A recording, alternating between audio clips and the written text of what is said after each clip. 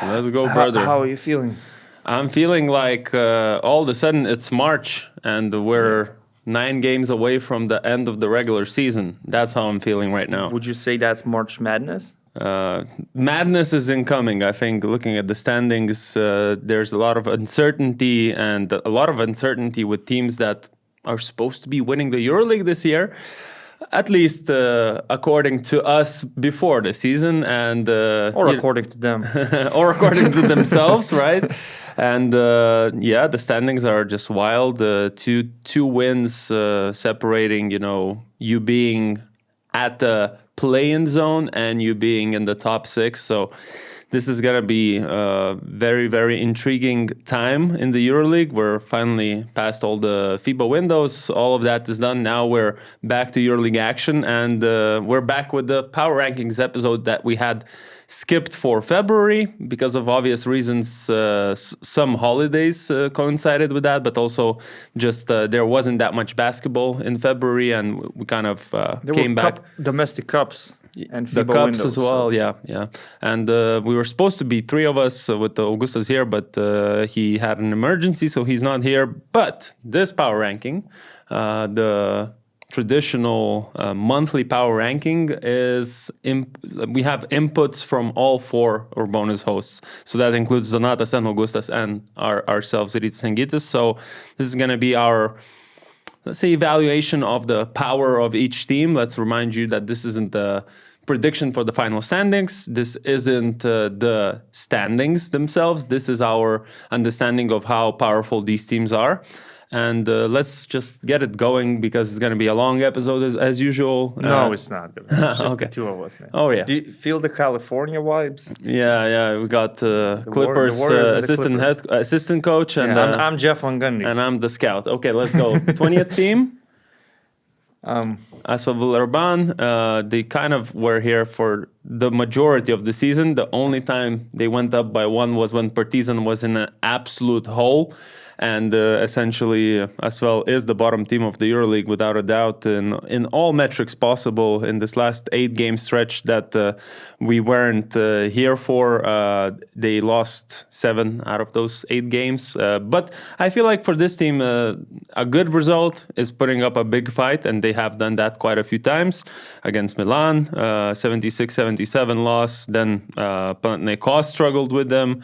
Barcelona had to put up a fight too. So that's their function in this league, I feel like, to compete. It's that double game week where they beat Bologna Virtus away from home, and they were tenths of a second away from beating Milano. So that was one of their best weeks, I think, this season. Yeah, but obviously the team's season in the EuroLeague is essentially over, and there's not really much to cover here. That's why we're going to go to the 19th team on the power ranking, and that is, with no surprise, Partizan Belgrade, who has had a little bit of more success in the recent stretch because they actually beat Panathinaikos quite convincingly. That was a bit of a shocker there. And they also beat Hapoel in this 8-game stretch since our last power ranking. But we're still talking about a team that's at the bottom of the standings. So we're still talking about a team that's, I don't see much of an improvement in terms of how they're playing. Of course, some close games that they put up now with Fener, with Real Madrid. Maccabi, good Milano, signs. Yeah. All were really close games. I think it's nice that Carlik Jones is back. That's probably the biggest positive. It's nice to see him. And in some stretches, you see those glimpses of potential with this team. Like the game against Fener, maybe Fenerbahce were not at their best after winning the domestic cup. But there were some good pick-and-roll actions with Bruno Fernando. There was some good passing, some great plays by Carlik Jones or Dwayne Washington. So recently, you at least see some positives. Yeah. At some point in the season, they looked hopeless. At the moment, they're at least competitive. Yeah. So let's just move on. Not much to say about Partizan. Anadolu Efes, also the next disappointing team on the list. Obviously, a team that still is missing their biggest star, their main guy, Shane Larkin, and I feel like the results reflect on that. You look at this 8 games that they had. They lost against Zvezda, they lost against Fener, and basically a good stretch in the recent games, especially at home, 3 wins in a row, but just not enough. Like, you dug yourself too big of a hole to start the season, and when Poirier came back, it looked a little bit better, but they're still, in my eyes, just missing Shane Larkin for this team to actually evaluate what is the power of this team. And of course, the standings is too far to reach the play-in. I would say not only Shane Larkin. If you look at the whole season, they've been missing centers, they've been missing other players. There were so many injuries. Even Lloyd was out. Yeah, it's just a season ruined by injuries. Honestly, they have great players. You're looking at this roster and you're thinking this is at least a play-in material, but that 3-win streak at home, when they beat Valencia, Žalgiris, and Virtus, basically showed that they looked good. They have looked chemistry. Good. They have good offensive players. They have talent. They have a coach who's known for being good with talented teams. And one thing that actually FS brought during the season, and we might be talking about this player more in the future, is Kai Jones as a rim protector. As a finisher, as a dunker, the man who has the best field goal percentage in the league because he only dunks the ball. So he's a very exciting young player from Bahamas, I think. And I'm not sure if they're going to keep him for the next season, but honestly, if I was FS, I would try to keep the core of this team and hope for a good restart next season. You tweak the roster a little bit, some changes might be needed, some reinforcements, but this is a good team, and in a single game, they can beat anybody. I remember Žalgiris went to Istanbul maybe thinking, we're facing one of the bottom teams, but when you play 5-on-5 against these guys, you can't really say that Žalgiris is that much better. Actually, FS beat Žalgiris twice this season. And I mean, in that game in particular, because that's one of the few games of Anadolu that I have seen this season, they actually were making a lot of shots. They were moving the ball well. Their offense was clicking, really clicking. And I think the potential, like you said, has been showcased. The issues were the wrong assignment for the coach in the beginning of the season, or you have to... But I wouldn't even say that's wrong. I mean, it's a bit too harsh. I don't know, Kokoshkov. He didn't have the players. He was fired when players were injured. Pablo Lasso also didn't have the players. So I'm not blaming any of these coaches for the losses or being 18th in the standings. All I'm saying is just a bad luck season for FS. Yeah, I agree with that. Okay, let's move on to 17th, which is Baskonia, who dropped by 2 positions since the last time we spoke about them.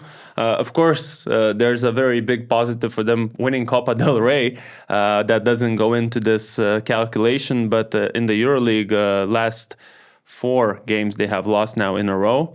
And they're facing Paris next. But generally speaking, those last 4 games, I think, is what brought them down a little bit because they looked better. You know, they beat Žalgiris number 1. Let's say that was a big win.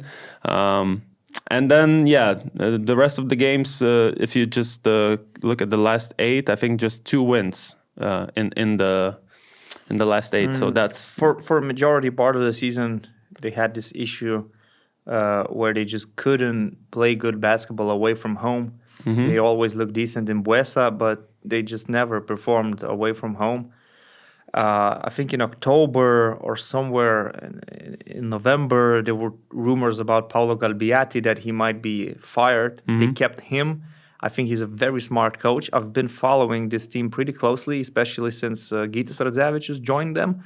And it's a good coach team. Paolo Galbiati is one of those modern head coaches who runs his system very efficiently. it's just that the EuroLeague season for them is not a priority at the moment. The Copa del Rey is what they wanted. They've been dreaming about it. So beating Barcelona and Real Madrid was huge. And now, honestly, I believe that they're shifting the energy towards the ACB regular season to be in a better position in the standings. After that, of course, the playoffs. So the EuroLeague season is essentially done. But they have some exciting players. Trent Forrest, I always love watching him ball. I mean, for me, a discovery, even though this guy has been in the league and has been balling before, but TLC this season has been just incredible, you know, in terms of providing scoring for them. And he really upped his level of ways to score, and generally just, I feel like what you said, the well-coached team reflects on his results. And, you know, even you look at Marcus Howard, not the best of seasons, you know, he had that peak few years ago, but I feel like he has been tamed a little bit by Galbiati, where he's making a bit more good decisions offensively. He's a bit playing more for the team a bit more. Just a bit more efficient, yeah. Let's say playing a bit more for the team. So that's Baskonia for you. And next we got Paris basketball, a team that stayed at 16th, a team that has recently upset Panathinaikos at home. That was a crazy game. A lot of discussions, of course, about foul or no foul on Nigel Hayes-Davis on the last shot. But before even, you know, that comeback that Panathinaikos had in that game, Paris, you know, they played their basketball. They looked great, and they outpaced Panathinaikos, made their shots. Whenever Panathinaikos tried to make a comeback, they would answer with another three, just like they usually do with the 7 seconds or less offense or whatever you want to call it. And it's a dangerous team to play in any game, I feel like. Yeah, for sure. Despite whatever standings they are in right now, you know, beating Barca, then beating Panathinaikos just proves that it's a dangerous team. They also had a close game against Fener, so it could have been a 3-game winning streak, beating Fenerbahce, Barcelona, and Panathinaikos, three contenders. Yeah. So still a very uncomfortable team, just like last year. Just too inconsistent. Yeah. Very unpredictable, but too inconsistent. And it's always going to be hard when you have to replace the core of the team in the summer, and you try to maintain the same system. And I think they're doing the right things. They're doing a good job. But EuroLeague is so tough. It's so cruel on young players and experienced players. Just one mistake costs so much. Basically, that Fener game, for example, the only reason Fenerbahce got the win is experience, because Paris basketball was the better team, actually. But experience in the fourth quarter means so much. They're still an exciting team. So the power rankings might show them in the 16th place, but if we did rankings of most exciting teams, they would probably still be in the first half for sure. First half of the table, but at least. I would even go top 10, because whenever I would just watch their game, it's just different type of basketball that you don't see anywhere else besides maybe Valencia. And Baskonia is trying to do some things, especially when you look at the rotations. But yeah, Paris basketball. I just love, you know, the effect that Paris has, where they make other teams play their game, and that's why it's so uncomfortable, because you can't really do anything about it. Of course, if you're, you know, a team that is capable of defending really well, it's probably not the hardest task to score on Paris, because that's their issue. They score a lot, but they also concede. Because there's a lot of possessions. Yeah. One thing that is underrated about this team is the way they crash the boards. Because of the whole tagging up system, whatever. Yeah, that I think they're still leading the league in offensive rebounds. We can check that on our advanced stats metric. Please do. Yeah. So right now, offensive rebounds percentage do you want, or do you want the just the actual number? Just the total. Yes, they do lead it by a little bit. Yeah, so still, Adidas Arena is an uncomfortable place for others. You have to run. A lot of running. And they lost just, I think, 4 or 5 very close games. So if you got those wins, they might be actually competing for the play-in right now. Yeah. Rytis, are you online often? Would you consider yourself chronically online or? Well, you can message me anytime. I have a phone in my pocket just like anybody else. And do you protect yourself online? Honestly, I don't, but probably I should. So now it's your opportunity to convince me that I should. Let me convince you. I know you're not a big traveler, but if you would travel, let's say, number one priority is not to get your information leaked. And when you're connecting to some random Wi-Fi, whether that's in the airport, in the hotel, in some cafe, it's not the most secure connection. Sometimes it even says this connection is unsecure. You sure you want to stay on there? And that's where you should use Surfshark VPN. That creates that layer of security between you and the internet. There's a VPN. You connect to a different server. That server connects to the internet, and then you're just not directly vulnerable for any hackers or scammers or anyone who would like to actually get to your data. So that's number one. At home, I guess it's more about accessing content. So if you're a fan of certain shows that are not available on, let's say, a streaming platform like Netflix, or actually some streaming platforms in general are just not available if you're not in the US or in different countries, you just change your location and boom, you get all the access. And I sometimes do that with sports broadcasts as well, because some games are broadcasted only in that country and you cannot watch that. And then you have to do that. And especially when we go traveling, want to watch anything Lithuanian, you got to turn the Lithuanian server on. So those are some of the reasons. Are you convinced whatsoever? Yeah, I have to start protecting myself, honestly. I feel like you're a little unprotected in many ways in life. So You mean I'm insecure? no, just from the sun. Maybe the sunscreen is not being used enough. Oh boy, now we're getting there. Wow, that is the worst integration I had with you, man. I feel insulted in so many different ways. But you sold me. I was just missing some. You sold me Surfshark, and now you're trying to sell me sunscreen. Okay, let me sell you some. Is there a new sponsor here? Look, Rytis, there's a few more things I gotta tell you. Surfshark alert. Let's say your information and your personal information that you don't want to leak out to the internet gets leaked. You get an alert on your Surfshark app and you're not even using the VPN. Doesn't matter. You just have the app on.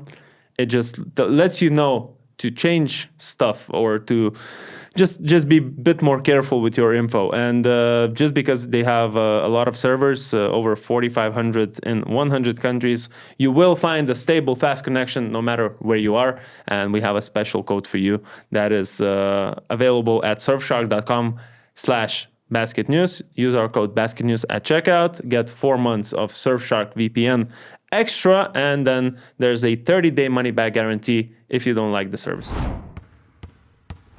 Okay, 15th is Bayern Munich, a team that was revived by Svetislav Pesic, because at some points I think we had them even as low as 18 maybe, during that big losing streak they had earlier on the road. But now they really have been playing much better defensively, number one. Offensively, Andreas Obst has just been unconscious. From deep, he's taking like 9 3-pointers and converting them at 43.4% in this last 8-game stretch. So this is an insane number, and also almost 20 points a game from Andreas Obst. That is one of Steph Curry of Europe. Most exciting players in this league. And the funny thing about him and his career is that we will remember Andy Obst more from the national team than from the EuroLeague, because he's loyal to Bayern Munich. He's happy there with that organization. However, if he was a free agent, I would assume many contenders for the title would want him on their team. Andy Obst is the number one reason to tune in to Bayern Munich. But Svetislav Pesic, you have to give a lot of credit to this experienced head coach. He came there. He fixed it up, man. Fixed things. Yeah. I'm not going to say Gordy Herbert was not the right man for the job, because last season, Gordy Herbert, when he had more talent in the team, got them to the playoffs. But or at least the play-in. The play-in probably, because they definitely The play-in, yeah, they lost in the play-in. Yeah, sorry about it, but still a big achievement. And now they maybe need more old school coaching, a detail-oriented, defensive-minded head coach who could play to his players' strengths. It didn't really work out with Spencer Dinwiddie. Maybe they had high expectations for him. It didn't work out with many, guys like even Xavier Rattenmays, who came off, a tough season, I think in Real Madrid, right, last season. And I feel like it was sort of an expectation for him to become the leader of this team scoring-wise, but he's not had a great season shooting the ball whatsoever. I mean, he's taken 4 3-pointers a game and making 13% in the last 8 games, and that's... Yeah, but he always looked to me like that streaky type of a player. But by signing Dinwiddie, you basically got attention from everybody. Like everybody was curious to see, Spencer Dinwiddie. I remember him from Dallas. I remember him from Brooklyn, but it just wasn't meant to be. And as soon as he left, actually, they started winning some games, so... And honestly, they were planning to build the team around a young Lithuanian point guard, Rokas Jokubaitis. Yeah. So next season is, their season was... Sorry. Yeah, no problem. It's very rude, by the way. That their season was more or less decided in the summer, which is the way it is. We'll see next year if they stick with Pesic, and obviously if Jokubaitis is back, then we can evaluate what kind of a team this is, because before the season we also said just not enough talent for this EuroLeague right now. Next is Virtus Bologna, dropping by 1, although I was a bit surprised we ranked them lower. Of course, they had a 3-game losing stretch in the past 4 games. Yeah, they just broke that against Barcelona, but this team usually is very good at home. Very physical. Not so good away. Yeah. A mysterious team, I would say, because when they beat Monaco, when Luka Vildosa hit that game winner, it looked like they're approaching the play-in. They're so close to the 10th seed, and then they go back home and they lose to Asvel. And then they have these 30-point blowouts. Okay, Olympiacos, I give you that. Whether it's a 30-point loss or 10-point loss makes no difference, but Efes beat you by 30. Yeah. And now they bounce back, beating Barcelona. So it's a strange team, too inconsistent, too dependent on the home court to actually be in the top 10.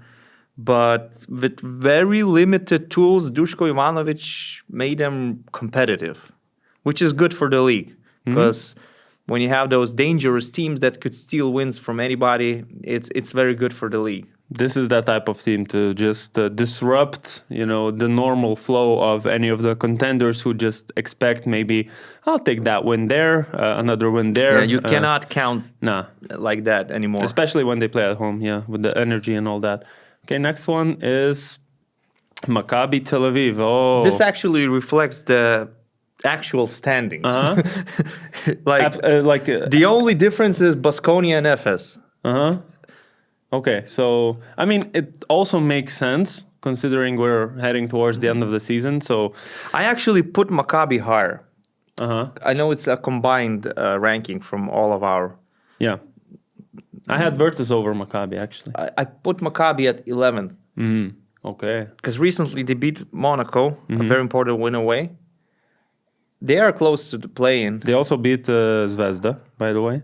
They're actually on a 4-game winning streak. I would rank them in Dubai more or less in the same tier list. I think they're looking a bit better than Milano at the moment. But also injuries. When Lonnie Walker was out, Ife Lundberg was very important for them. Now Lundberg is out, but Walker is back, and Jimmy Clark, I think, injured in the last game. Okay. In Monaco, so they don't have a very deep roster. Oded Katash was another coach that could have been fired in the beginning of the season. They stayed with him. They trusted him. Not the first time, not the last time, probably. We know how they play. They're not necessarily very good defensively, but there's a lot of changing positions offensively. The fours play a lot with the fives. They have very physical players.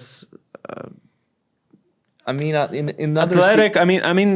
They have some shooting with Lundberg. They had some organization offensively, but I just think first of all, defense cannot be the way it is with them, and especially interior defense.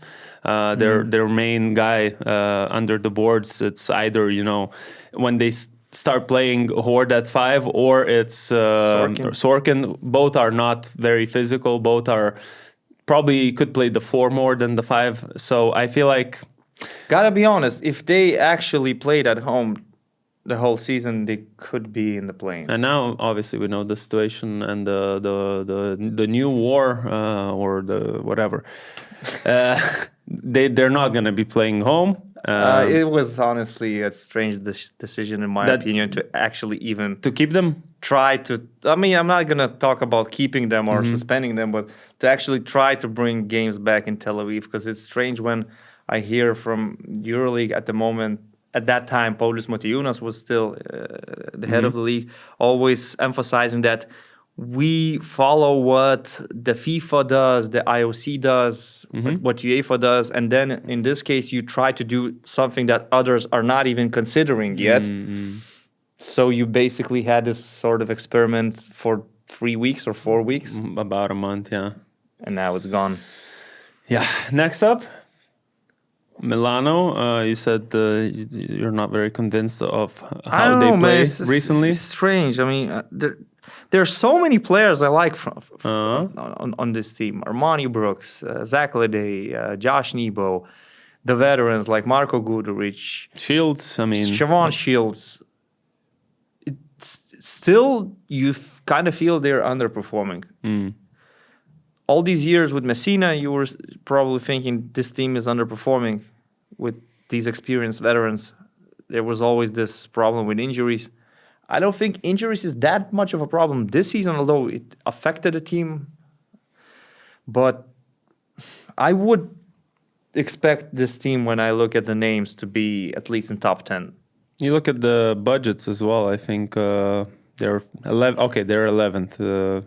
There are other teams we should probably roast for being so low, like Anadolu, who are the 5th best budget in the EuroLeague and in terms of salaries. But of course, a big chunk is Larkin. Yeah. But anyways, I agree that underperforming. Armani Brooks, really nice start to the season, but he has also cooled off a little bit in the recent stretch. Only 40% from the field, 34% from deep. He was shooting on way better splits earlier and scoring way more points. Now it's more about Zach Leday leading this team. But yeah, I don't know. Like, it's not Messina that was the issue. It feels like it just roster construction in my eyes still, because you had Lorenzo Brown for a little bit. But who's building that roster? Oh, okay. I see. Wasn't it the man himself? That is true. True. Okay. But they still have a lot to play for. Yeah, no. Let's be clear. They have 14 wins. Away. Yeah. They still have a lot to play for. Crucial game against Barcelona this week. So I'm not writing them off. I'm just saying they're one of the teams that kind of disappointed me a little bit in the season. Okay. Who's next? Dubai Basketball, the team that's creeping up and trying to enter the play-in pool and doing that quite successfully. And it's a team that for the majority of the season was essentially not playing with all their players. Then they got their players back, and now we see the result. I feel like that's what actually happened. They actually got the full roster back together, and now it's not just either Bacon or Musa, it's both of them. McKinley Wright's still balling. Kabengele, my favorite center in terms of the play style and the weird stuff he does on the court, but also, I don't know, I just love watching him play offensively. Okay. And generally speaking, one of the biggest budgets in the league, and it reflects on the talent they have, but more importantly, everyone's back. Alexa Vramovic is back, Bacon back, Musa back, and now they're winning. Now they're putting up good performances. They beat Real Madrid, they beat Olympiacos, close game against Zvezda. good stretch for Dubai. Just another important thing. This team away from home is 4-11. This team at home is 11-3. I think one of the Real Madrid players, or was it from other team, I don't remember, but said after a loss in Dubai, we lost here in Dubai as so many other teams do because of reasons. Well, it's a new trip. It's Dubai, right? They're winning a lot at home. They're losing a lot away from home. Where are they going to play now? Samokov? Sarajevo? So it might be an issue for them finishing the season and trying to achieve their goals. Because there's no more trips to Dubai. That's true. Other teams will not be traveling there. They will be traveling to Bosnia or Serbia or somewhere else, Bulgaria. And that could change the whole landscape.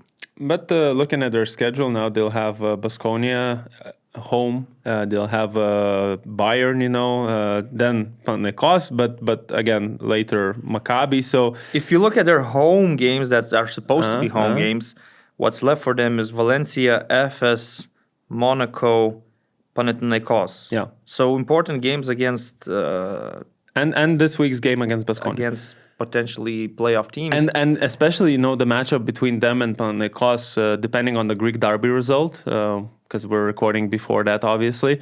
If Panathinaikos loses this Greek derby, and if Dubai beats Baskonia, they're tied with the wins.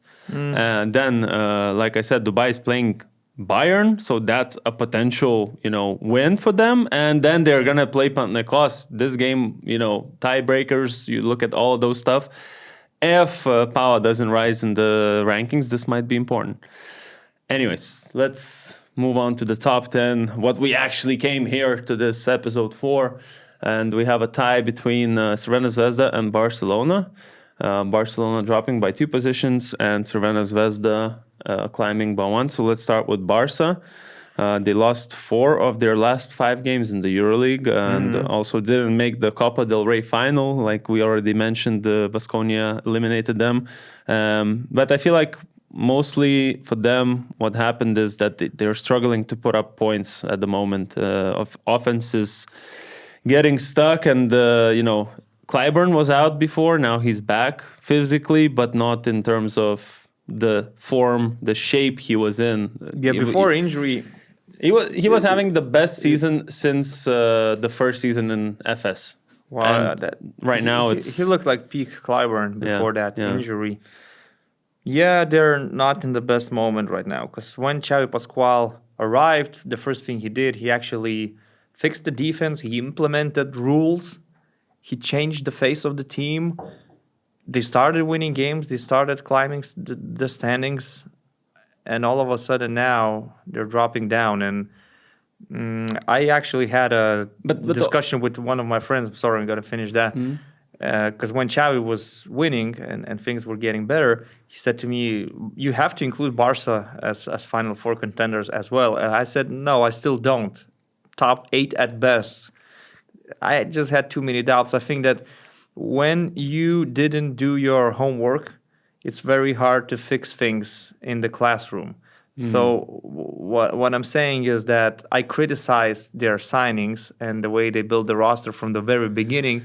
And even though they made the right decision to bring back the mastermind, Xavi Pascual, it's probably not going to bring you success that you're dreaming about. Next season, do a better job in the offseason and we might talk. Yeah, because we were talking about this sort of a 3-headed monster of veteran players of Shengelia, Clyburn, Punter. But like I said, at the moment, only Punter is still playing consistently good. Shengelia has slowed down. Clyburn, like I mentioned, like 25% from the field, 21 from 3 since returning. And before that, he was putting up his best shooting numbers in terms of 3-pointers ever.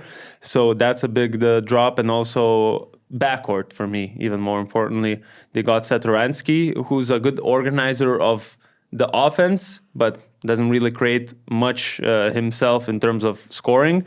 Brizuela, having a great season, sure. But then besides the depth, besides Punter there, Brizuela there with some scoring outbursts, not enough, because Laprovitola never really returned to great shape after the big injury he had. So for me, it's just lacking there, and it's been lacking since the beginning. We heard all those rumors about Francisco, and it would make so much sense for them to try and hunt Sylvain Francisco in the market, because they have too many veterans. That's clear and obvious.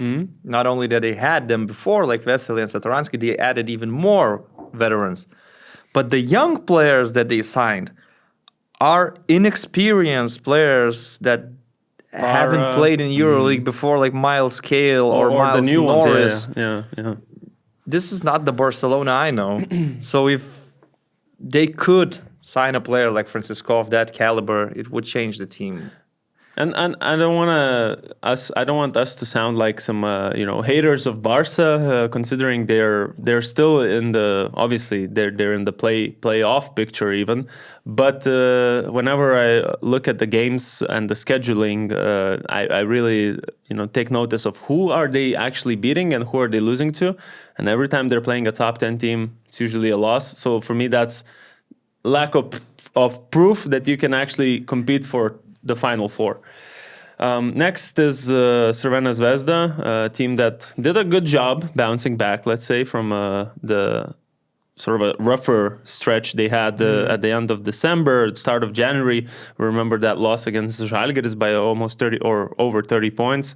But after that, they had a 5-game winning streak, beating Monaco and Hapoel in that stretch. And then before this window of cups, they had those 2 losses now. So that's what probably put them down a bit, because I had them, I think, a little bit higher than 10. I also had them a little bit higher. I think there was a very painful loss against Maccabi. That one win would mean so much at the moment. They lost by 1 point. I don't remember, was it a buzzer beater or was it that Maccabi hit a shot and they couldn't hit a game-winning shot? Something like that. I'll check. But so that was a painful loss. Yeah. But honestly, whether it's the power rankings or the actual standings, I think this Zvezda team is where they're supposed to be. I consider them a play-in team in terms of quality. Yeah. That's where they are right now, and that's where I actually expect them to stay. I'm just not sure whether it's going to be a 9th seed, 10th seed, 8th seed. At the moment, it's impossible to predict. It's also one of those teams that play much better at home than they do away. Makes sense. 11-4 at home, 6-8 away. But what I liked is that they figured out, after the new coach came in, there was a nice honeymoon period, and then after that, a big dip. And I like that they figured it out between themselves, offensively, most of all, because their offense was really hard to watch at some points during that bad stretch, and now it's okay. Maybe it was not that easy for Sasha Obradovic to figure out the lineups, actually, because he's got used to working in Monaco with 9-man rotation. 8 guys, yeah. And now you're here in Zvezda where they signed so many players. Yeah, and actually, those guys like Devontae Graham, who was supposed to have a big role, a big signing for them. He is out of the team. Another positive sign, of course, Joel Bolomboy coming back, still getting into shape. That'll take some time. The man didn't play for a year or so. But him back, Butler's been playing great. Noira's been playing great. Moneke is doing his thing. I mean, there's good potential for this team in the play-in to make some noise, I feel like.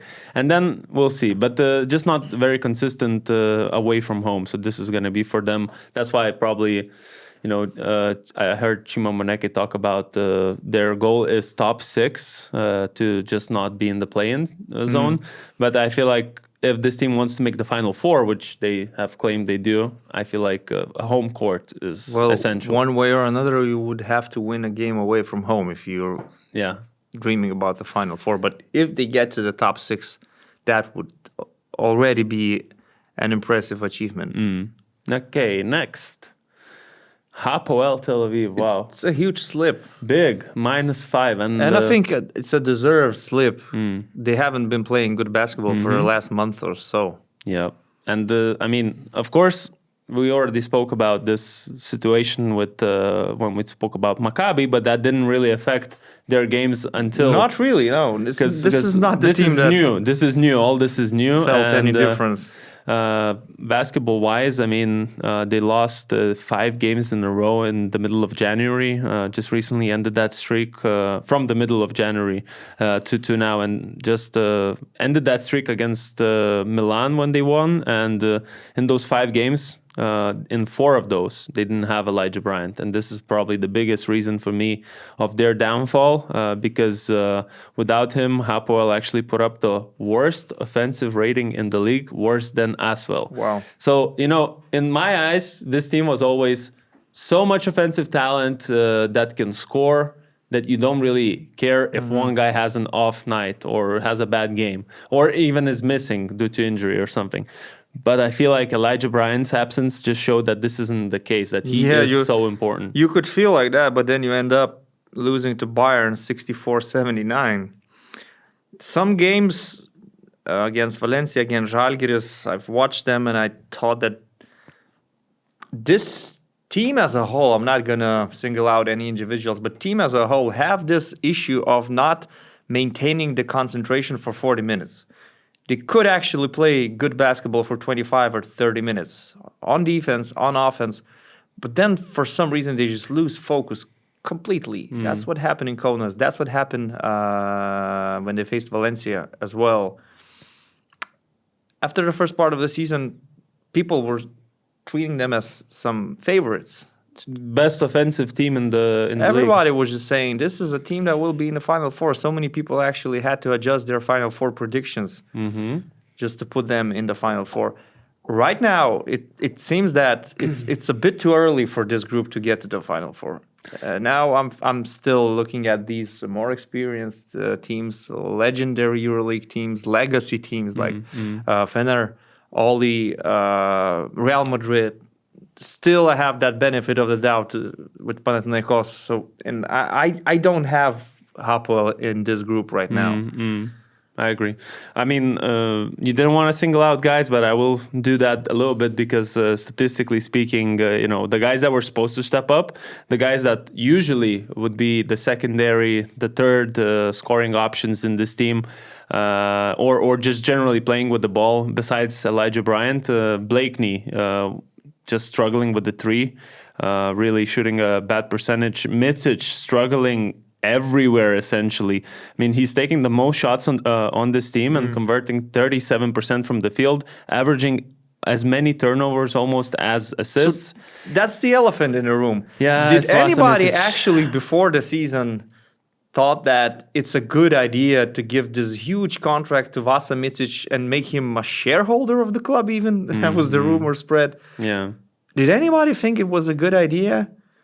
After watching him in the last Olympics, for example, after seeing that for Serbia national team, Aleksa Vramovic is actually now the main point guard, not Vasa Micic anymore. Who thought that he's going to step up here and but the thing somehow he's going to be the MVP, Vasa Micic, that he was before leaving to the NBA? He's shown some flashes of it. You can't say that... Because he's a talented basketball player, but I do have doubts about 30 or so year old players getting back in shape all of a sudden. 32, yeah. That's true, that's true. Honestly, and I'm not having a go at Vasa Micic because I love the way he plays basketball, but it's just time to admit that he's past his prime. That's it. And if you see him now as a star player who should be one of the most expensive players in the league, well, you're wrong. He is the most expensive player. And he is number 1, right? Yeah. So, well, you're wrong. And the organization made a wrong decision signing a player based on his past, not on the present. Yeah. Yeah, and defensively also, like you said, the losing concentration, allowing 6th most points in the league, and also in this losing stretch. And then also they now have some tough games, actually. They got Real and Barca coming up soon. Virtus Baskonia also, like we just mentioned, not easy games, especially when you play Baskonia in their arena. And then April, crazy schedule, 3 tough games in a row, Panathinaikos, Fenerbahce, and Olympiacos. So if you look at the future of this team, where they could go up or down, I feel like it's more likely they either stay around this area or even go down. They'll be in the play-in. I don't see them in the top 6 anymore. Okay, who's next? 7th? Wow. Okay. Rocket team. So saved them. You saved them because I put them. Where did you guys put Žalgiris? Because Žalgiris was 8th in my list, so this is a bit higher. But I put Rocket team lower. Rocket team. Okay, so it's hard to watch them right now. I mean, let's address the elephant in the room about all the financial struggles they had, because that's essentially what probably depended what made them drop from 1st in our power ranking to 7th is obviously they lost games, but just the off the court turmoil surrounding players not getting paid or the payments being delayed. Then we hear that it's all been paid, and then Mike James, I don't think it was a day or two after, he tweets that there's people lying about stuff and blah, blah, blah, blah, blah. So I feel like this is number one thing that affected, first of all, their efforts. Because on defense... Unhappy players don't win basketball games. On defense, this team has really fallen apart. And I think I have some stats like... if you have some takes, go. Yeah, we had an episode with bold predictions in November or December, and I said that Monaco this year will be in the play-in. But at that time, I didn't know anything about the finances. I just said that they don't have enough players. They play a 9-man rotation, and they're going to be worn out. One injury might hurt the team so much that they will not recover. Now they go to play Maccabi in an important game at home, and we see that Nikola Mirotic is not suiting up. Already there's a hole in that position, and others have to play 30, 32 minutes. It's very hard. Alpha Diallo and Jaron Blossom game had their career highs, I believe, but they still lost that game. So the financial problems started affecting this team even before the payments were late, because they couldn't register new players because of some sanctions. They brought in Corey Joseph, and then couldn't actually register him for the competition. Spanoulis was left with 9-man rotation. For example, now they played in the Leaders' Cup in France. That's quarterfinal, semifinal, final. And they actually won the cup. But after that, they have to go play Maccabi. They are out of energy. Yeah. Not enough players. And I said then, they're probably going to be in a play not because they're not a good team. It's just that you need a deeper roster in this EuroLeague to survive. And then when on top of that, you add the fact that players were not happy about the late payments, and I'm not sure if that's sorted now or not, you're thinking that, no, this is not the year when Rocket Team can actually fight for the title. Yeah. Just from the final, being in the final now, being at the play-in zone, and losing last 6 games out of 7, losing to teams that are outside the top 10, Maccabi you mentioned, but also Bayern, Virtus. It's gonna hurt them, these kind of games that they drop, because now it's every game matters. We keep saying that, but this is gonna be a tough stretch, and I think they have to improve their defense. Really, they have to.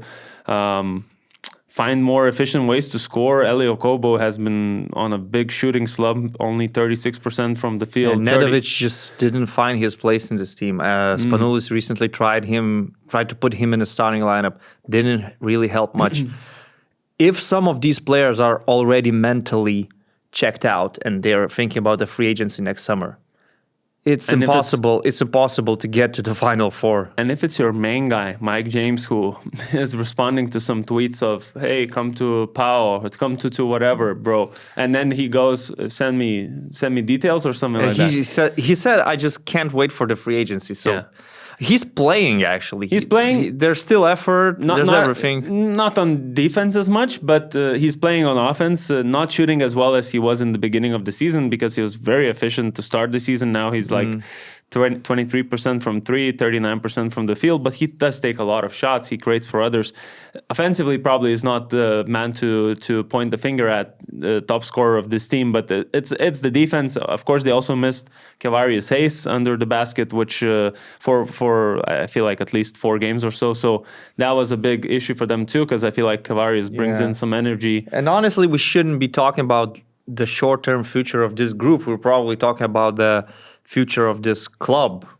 That's true, because who's gonna take over if we don't know. Yeah. That's what I was always saying about a lot of clubs that are dependent on one owner, on an owner, a rich person. You never know what's going to happen with that person and his money. So that is not what is that word?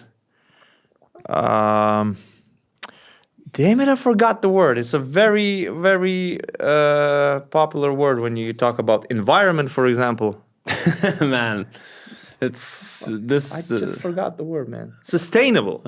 Okay. Yeah. It's not very sustainable. Let's see if Žalgiris is here, because otherwise I'll be shook. Okay, at least. Because, man, I don't know who's got so hyped from you guys, but I had them 8th. It's not being hyped. It's just the fact that they are beating teams from top 10. And then losing to teams outside of that top 10. They are losing to those teams too much. But at this point of the season, you're just realizing that Žalgiris has as much talent as most of the top teams in this league. One of the lower budgets. Like in the past, when Žalgiris had some nice teams, actually, even made the playoffs, you knew one thing was for sure. If we get to a close game, 4th quarter, 2 minutes left, other team will have better players and it will probably win that close game. Now with Žalgiris, you realize that, oh, wait a minute, they don't have better players than we do, because we're finishing the game with Williams, Goss, and Francisco. That, I mean... And now, even to add to that, your front court is performing incredibly well, especially the rookie, Tubalis, probably an X factor for most EuroLeague teams, but now they probably learned his name. But also Moses Wright has been finishing at the rim. Dustin Sliva off the bench, your foreman who fills in that gap where you don't have another big. And I feel like this team is really dependent on Williams Goss being there. We saw how when he was away, when he had an injury, he was, I think, 2 weeks or so not playing.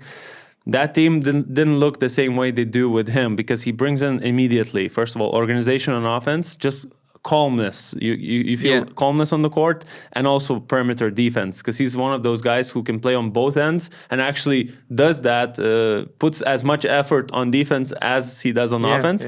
And just without him, I feel like even Sylvain Francisco, although sometimes he has bigger scoring nights, without him, he's less efficient. With him, he's 20-point-a-game scorer right now, and still creating a lot of shots and looks for others, just balling, shooting 3-pointers over 40% on a high volume. So this shooting in a clutch. Shooting clutch shots as well, Look, this organization just realized where you have to invest the money when you build a team. In which positions you can save some money, but which positions win you games. It's the perimeter players. It's the creators. This is where the big money goes into. This is why they signed Nigel Williams-Goss. This is why they have Francisco. This is why they added Modelo on top of that.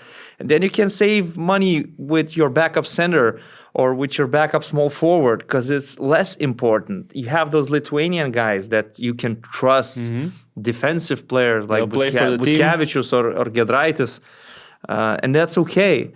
As long as you have enough quality in the perimeter with all your creators and ball handlers. This is what they actually did. And when we talk about those budgets, we probably just focus not on the budget, but on the player salaries. Like, Yeah, but- Žalgiris is spending how much? Like 9 million on player salaries, 9.5 million on player salaries. I don't remember right now, but they're, but they're it's, bottom 5 or so. It's around that money. Yeah. But bottom 5 says nothing, because if top 10 team spends 12 million and Žalgiris 9.5, is it really a difference? It's about how you spend that money.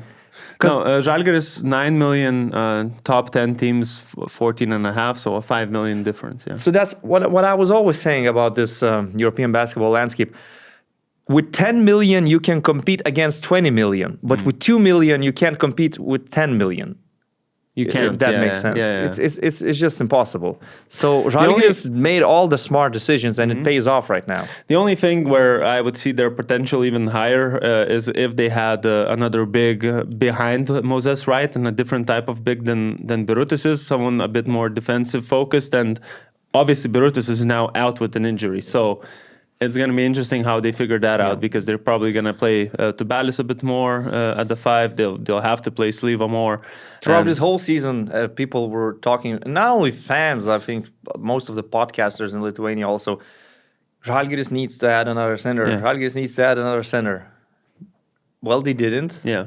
Let's see how... Moses Wright has been just really filling in and stepping up compared to the beginning of the season. They just probably didn't want to bring in a random player. They thought maybe if there was someone really trustworthy available in the market. The market is just dry, by the way. Let's admit that. Most Exactly. teams are struggling to add the Exactly. big. So, okay, number 5 is Panathinaikos, who climbed up despite having one of the worst stretches. I'm not sure how in the that happened. You guys were generous. I think what happened is Nigel Hayes-Davis joined the team, and Kendrick Nunn is back from injury, right? True. And also Matthias Lazort is back training with the team. And they won the cup, but again, you probably don't take that into consideration in the EuroLeague power rankings.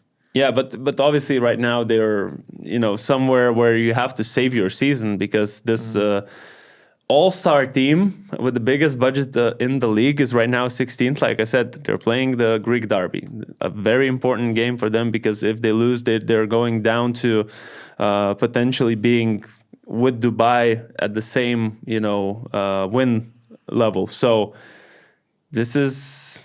It's dangerous. It's a They're dangerous walking on thin time. ice. They're walking on And the thin way ice. they looked, I mean, besides the cup game against Paris, not a good game for most guys, except for Nigel Hayes-Davis, who, like Augustas broke down, is getting a lot of usage. Ergin Atman actually runs plays for him to get the ball in the post. He's shooting a lot of three-pointers. He actually got them back in that game against Paris. If not him, that game would have been a big loss by double digits. Could have been a blowout. Yeah. So the positives are that they just added the former Final Four MVP, and they're going to be healthy, I guess. And they just got rid of Yurtseven, actually. Yeah, well, too many bigs on that team. Farid, it made sense for Yurtseven and for the club to part ways. And Yurtseven signed in G League, I think, now. Well, again, with this group of players and this coach, you wouldn't be shocked if they finished, let's say, 10th, win the play-in, win a playoff series. And then make the Final Four. They're still in the Final Four. So that wouldn't surprise me at all. However, such a loss against Paris basketball just leaves that bad taste in your mouth. I can't accept losing to Fener in a really close game. Wade Baldwin hitting a crazy game-winning shot. Yep. Tariq Biberovic having his career night, and I can accept that. But Partizan? Those were two championship contenders playing, and that was a very close game. But losing to Partizan by 16, losing at home to Paris basketball. Almost losing against Real Madrid, if not for Geraint Grant's buzzer beater from the mid-range. But again, at least it's Real Madrid, and they played without Nunn, I think. They played without Nunn for majority of these losses. So Real Madrid, Fener, I get that. I just can't wrap my head around how you lose those important games to Partizan or Paris basketball at this stage of the season. Because we knew from the past that this team could be relaxed a little bit in the early part of the regular season, but when it matters, when it actually matters, they will put in some extra effort and they will win what they have to win. Now it's not the case anymore. Now there are some red flags. Now they're in a dangerous situation, actually. I still think they will climb out of this. If you judge this team based on the actual strength of the roster, the top 2 in the power rankings. But you have to take into consideration the way they performed recently. Do you think it's the coach? Do you think it's the coaching that's the problem? Because I don't know if it's or the roster problem. construction. You don't know if it's a problem. Neither. Do you of think the, a coach like any other coach? I don't know, man. Neither of those things is a problem. Is just the way their season is going. You can't say that coach is the problem when this particular coach actually came in, brought in players, and won the title in the first year. You can't say that he's the problem. You cannot say that these players are not good enough. Maybe the pressure that comes from the owner, from the fans after any loss, not only in the EuroLeague, when you lose in the Greek league, you see what's happening. Maybe that just affects the team too much. I don't know. I'm not sure, man. Okay. Next up, tie for 3 and 4 between 2 Spanish teams, and Valencia Basket still here, still climbing up. Real Madrid also climbed up by 5 spots. So let's start with them. By far the best home team in the league with the best record. Only loss they had at home was back in November against Panathinaikos. So 13-1 at home. Wow, Valencia is 12-2. 12-2 for Valencia. Crazy. So 2 great home teams and away games is where Real Madrid, has one of the worst, actually the worst top 10 from the top 10 teams, the worst record in away games. And that includes this recent 3-game losing stretch. And I guess the last one was the one that I remember was the Panathinaikos one where they lost on a game-winning buzzer beater. So I guess it could have been better for them. They could have fixed that record a little bit, but generally speaking, a contender, I would say. Sure. For sure. Yeah, Real Madrid with Scariolo and the players that they have. Definitely title contenders. You wouldn't want to face them in a playoff series, especially if they get the home court advantage. Valencia is a very exciting team. Pedro Martinez is my favorite coach in this league. I've said this so many times, and it's also nice that they have a new arena. People are praising that new arena, saying it's one of the best venues in Europe right now. We'll see it with Žalgiris soon. I think they're playing tonight. Today, yeah. So good luck to them. I want to see them in the playoffs. And they deserve to be in the playoffs. Actually, Madrid and Valencia, off topic, just had a crazy ending to their semifinal in the cup. Did you see Hezonja hitting those 2 3-pointers? I saw the one. So he hit one, then they stole the ball. He hit another one, and they stole the win. I just saw that they won on a buzzer beater, essentially. Yeah, Real Madrid, I mean, beating a couple of good top 10 teams. They had a 6-game winning streak to start this year. They beat Barca, of course, in El Clasico, beat Monaco, but most teams beat Monaco recently, so that's a different perspective. But generally speaking, this team just has a deep roster, I feel like. They use a lot of people. They added even more throughout the season. One game it might be Hezonja who's leading your team in scoring. The other night it's Lyles who's incredible from all 3 levels of the court offensively. Then it's Maledon, then it's Campasso. Maledon. I mean, you pick your poison. Although and Eddie Tavares is still a huge factor. Yeah. In the paint. I'm not the biggest fan of their backcourt. I'm not gonna lie to you because besides Campasso, the other 3 guys, Feliz is more of a defensive guy. He can put up some points, but Maledon also defensive guy, and Yuri is what? Maledon. Oh man, come on, man. He's a baller. He was a baller in Asvel, but he's still a baller in Real Madrid. But he scores about 10 points a game on a couple of drives, and then. But he averages like 12 points per game playing 19 minutes. Isn't that impressive? Okay, 19 minutes. Yeah, the rotations I didn't really. No, man, he's a consider. baller. Andres Feliz, I agree. He's a hard worker. I just don't like. He's an energy guy. Abalde. I just don't like guys who are not consistent shooters from deep, and that's how I see Maledon. Just check those numbers. Crunch those numbers. Okay, let's crunch. I think he has good numbers, man. I think you're being unfair Let me see. to him a little bit. Because for me, his game is drive. Yeah, he is a good driver. He draws a lot of fouls, but 3-point shooting, I don't remember, but it should be a Let me see. decent percentage. Just check it, man. We're talking about Theo Maledon to 29.4%. No, that's not great. That's what I'm saying. That's not great, yeah. But on the other hand, Mario Hezonja is shooting 30%. So, and you would consider him a about better Valencia, actually.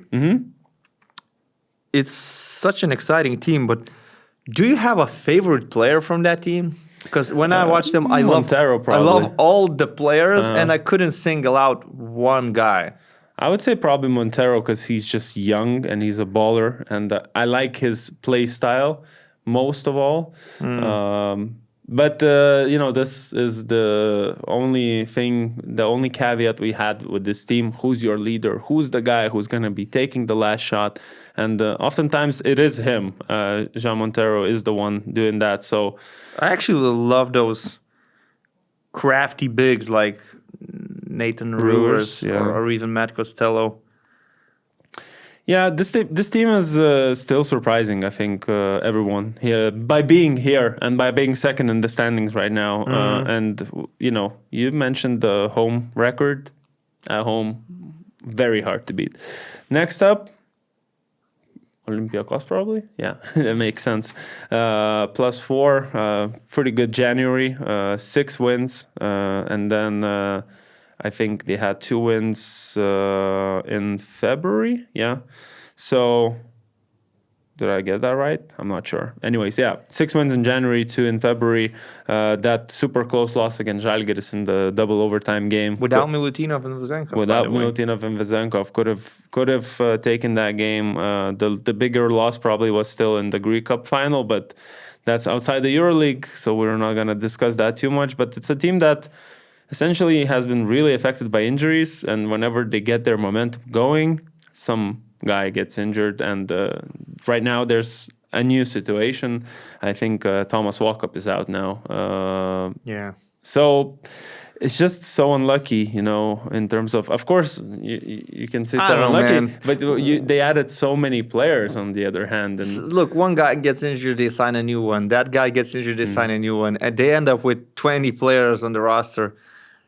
I don't know, man. If they had Vezenkov and Milutinov out for 6 months, I would say they're unlucky. But Thomas Walkup is out. What team doesn't have injuries right now? There are a few teams. Completely healthy teams. I think Real is one of those. Real Madrid. But still a team that's I think number 1 in terms of offensive rating in the EuroLeague. So I feel like they calibrated a little bit their off-ball movement now. The cutters are cutting. Of course, Tyreek Jones, big addition for them. Yeah. And not just, what you would expect from him, which is energy, rebounding, defensively he can switch. He's just a big presence, big body, muscle guy, and also a guy who's capable of finishing around the rim. But also, Bartokas has been using him for playmaking. He's the guy who gets the ball somewhere a bit higher, top of the key. Someone's cutting, he drops the ball there, and there's a lot of new sides of Tyreek Jones' basketball that I'm discovering through this stint at Olympiacos. The issue is probably the biggest issue is still shooting. 15th in the league in terms of percentage, 4th in the league in terms of attempts, of how many attempts they have.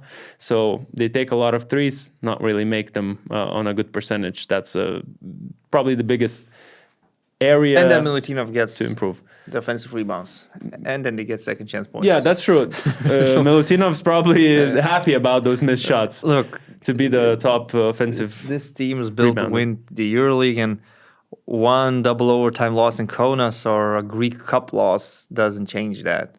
Did you say this team is going to win the EuroLeague? No, I said it's built to win the EuroLeague. Okay, yeah. I'm not gonna say it's gonna win the EuroLeague. Although if I had to make a prediction, a random prediction, and just somebody said just pick a team, I would pick Olympiacos.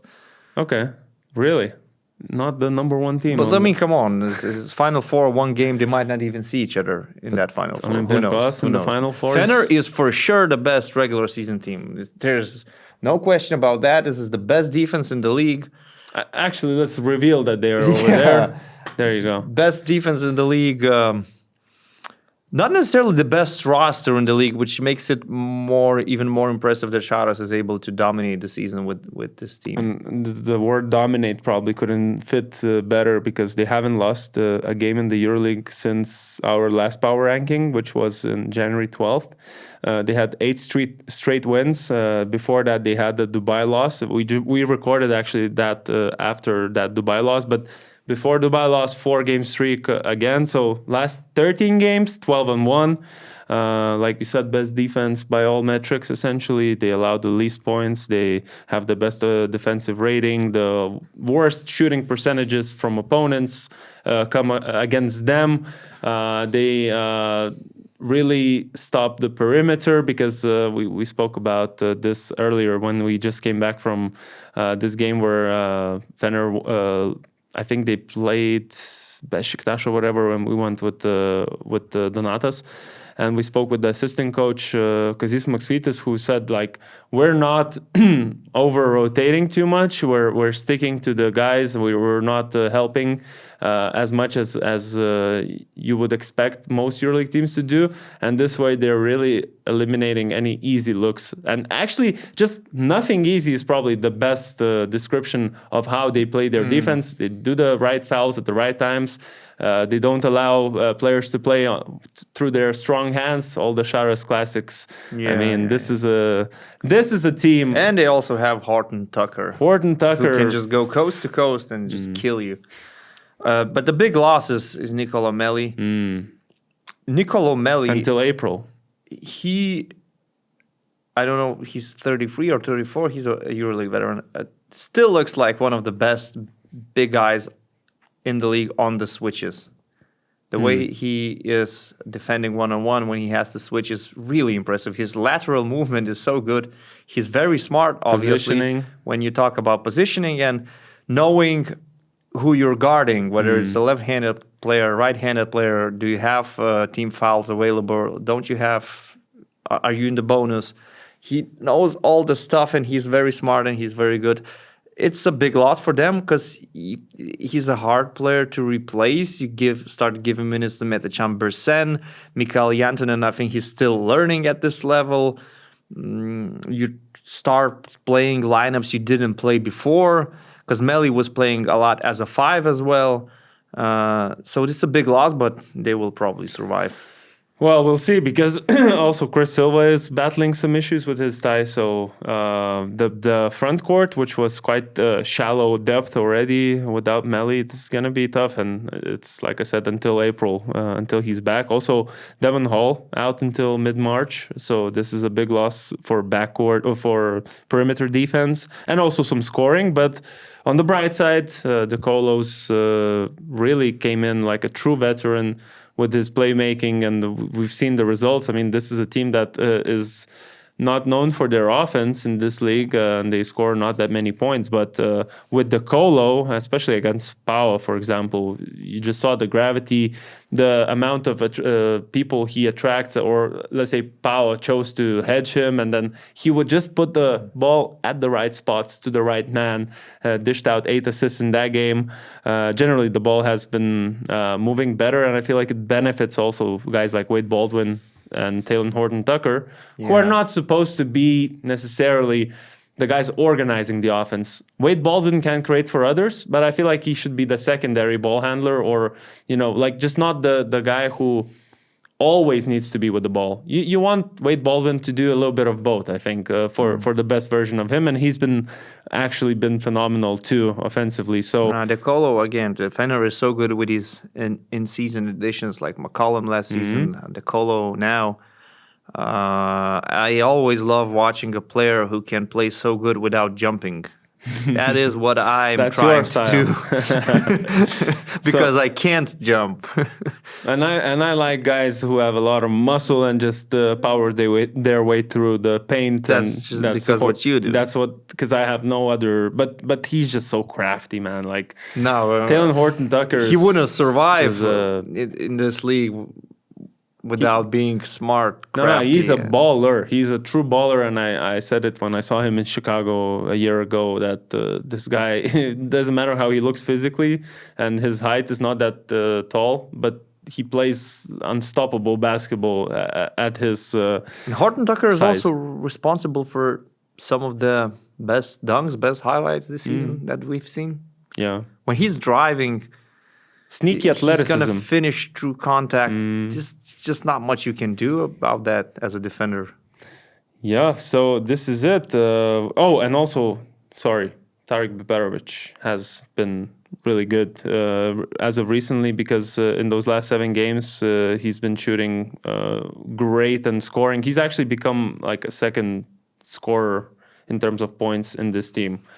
He was always supposed to be that. It's just that the shots were not going in. And now they're going in. In the first part of the season. He is a shooter. They have so many plays for him, off-ball movement, off-ball screens, just for him to get those shots. And the game in Oaxaca was his biggest game, his highlight of the season so far. Oh, Olympiacos will not have Vezenkov and walk up for the Greek derby. There you go. Tomorrow. Anyways, that was it. That's our power ranking, as you can see. Take a last nice look at the top 20 of the EuroLeague, and I feel like we're getting closer to actual standings. Although, would you expect that this is how the standings will be? Because I guess we're giving a lot of credit to Panathinaikos here. Okay, To climb up. Monaco will probably be lower than 7th, Okay. based on everything that's happening right now. Well, Barcelona, Zvezda, well, one of these teams I could imagine going up to 8th. Hapoel, I think it's more or less I just don't. fine. Even though It's fine. I believe that Žalgiris actually will be in top 6. 6. Wow. Okay. I'm like. I think it's fine. I support them every game in the EuroLeague, and I just don't have that trust. That's the thing. I don't care about them, and that maybe makes it Maybe easier. that's the difference, Makes it yeah. easier for me to say that they are a top 6 team. Okay, guys, thank you for listening to this episode. Don't forget to like this video. Don't forget to comment your opinion about all these teams.